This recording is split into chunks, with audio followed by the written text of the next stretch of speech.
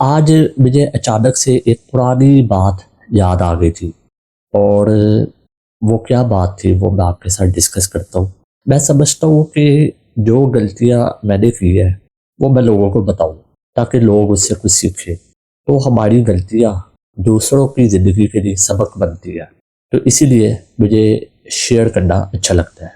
हुआ कुछ ये था कि एक जगह पे मेरा डेमो था और वो बड़ा हाई फाई एक कॉलेज था।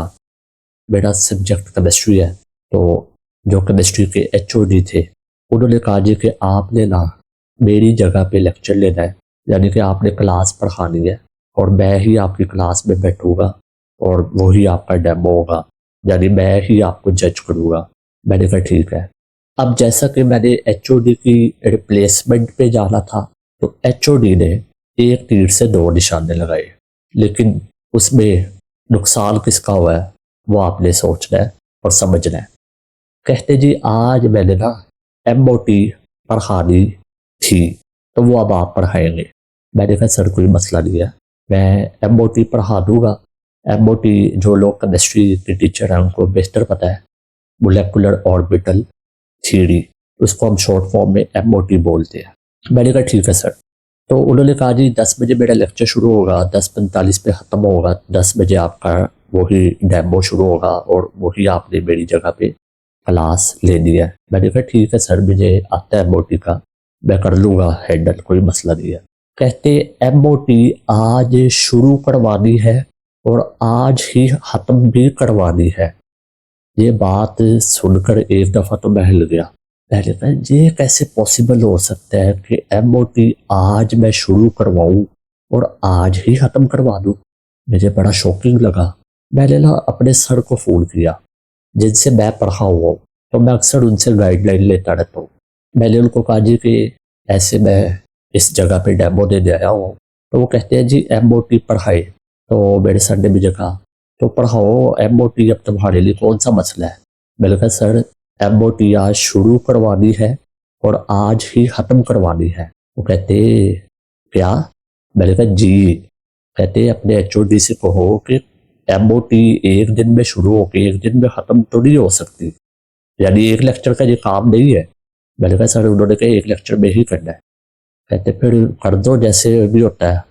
अगर एमओटी को बड़ा डिटेल में समझाया जाए ना तो हमें शुरू वीबीटी से करना पड़ता है। वीबीटी में हाइब्रिडाइजेशन खत्म करवाने के बाद दोबारा से हाइब्रिडाइजेशन करनी पड़ती है ऑक्सीजन की। ऑक्सीजन की हाइब्रिडाइजेशन करने के बाद हमें बताना पड़ता है कि इसमें सारे इलेक्ट्रॉन्स पेयर्ड हैं, लेकिन ये मैग्नेटिक फील्ड के साथ अट्रैक्ट होती है। तो इसका मतलब है कि इसमें अनपेयर्ड इलेक्ट्रॉन है जो वीबीटी यानी हाइब्रिडाइजेशन नहीं बता पा रही। तभी अब हमें एक नई थ्योरी की ज़रूरत है जिसका नाम है एमओटी। फिर एमओटी अभी शुरू नहीं करवाई, फिर हम बच्चों को बताते हैं कि what is paramagnetic substance, diamagnetic substance. फिर हम बच्चों को बताते हैं कि एमओटी मॉलिक्यूल के ऊपर अप्लाई होती है। फिर कौन से मॉलिक्यूल लेने हैं, होमोटॉमिक, डायटॉमिक। फिर हम बताते हैं कि इलेक्ट्रॉन की वेव नेचर होती है। फिर इंटरफेरेंस ऑफ वेव्स बताते हैं, कंस्ट्रक्टिव इंटरफेरेंस, डिस्ट्रक्टिव इंटरफेरेंस। ये अभी सारा इंट्रो चल रहा है एमओटी का। फिर ऑर्बिटल्स की ओवरलैपिंग सिखाते हैं बाय कंस्ट्रक्टिव इंटरफेरेंस और बाय डिस्ट्रक्टिव इंटरफेरेंस। फिर हाइड्रोजन की पहले एमओटी बनवाते हैं, फिर हीलियम की एमओटी बनवाते हैं, फिर ऑक्सीजन की एमओटी बनवाते हैं। इस एक लेक्चर में सब कुछ हुआ है। फिर फ्लोरीन की एमओटी बनवाते हैं, फिर ब्रेक लगाते हैं। फिर बच्चों को बताते हैं कि ये जो आपने डायग्राम्स बनाई है ये सारी कन्वेंशनल है। नाइट्रोजन पे आके डायग्राम थोड़ी सी मॉडिफाइड हो जाती है, वो थोड़ी सी चेंजेस आती हैं, फिर उसकी वजह भी बतानी पड़ती है। यानी कि उस 45 मिनट में मैंने क्या ही एमओटी के बारे में गहराई बताई होगी और मैंने क्या ही बताया होगा कि constructive interference, destructive interference, electrons की वेव नेचर होती है, वो वेव्स की तरह बिहेव करता है। यानी कि कई बातें मुझे छोड़नी पड़ी और कई बातों को छोड़कर मैं डायरेक्ट ऑक्सीजन की एमओटी पे आया, फिर फौरन नाइट्रोजन की एमओटी पे आया। 45 मिनट में एमओटी कंप्लीट करवाई, जबकि एमओटी का पूरा अगर आप डिटेल लेक्चर देने लगे ना तो आपको 4 से 5 दिन चाहिए। जो लोग वाकई डेप्थ में चीजें बताते हैं ना वो इस बात को समझेंगे कि वाकई 4 से 5 दिन लग जाती है एमओटी पे इजीली। खैर एमओटी खत्म करवा दी। दुख हुआ जब आज मैंने ये बात सोची कि जो एमओटी के बारे में डेप्थ में बताना चाहता था उस वक्त मैंने नहीं बताई। ये किसके साथ ज्यादती हुई है?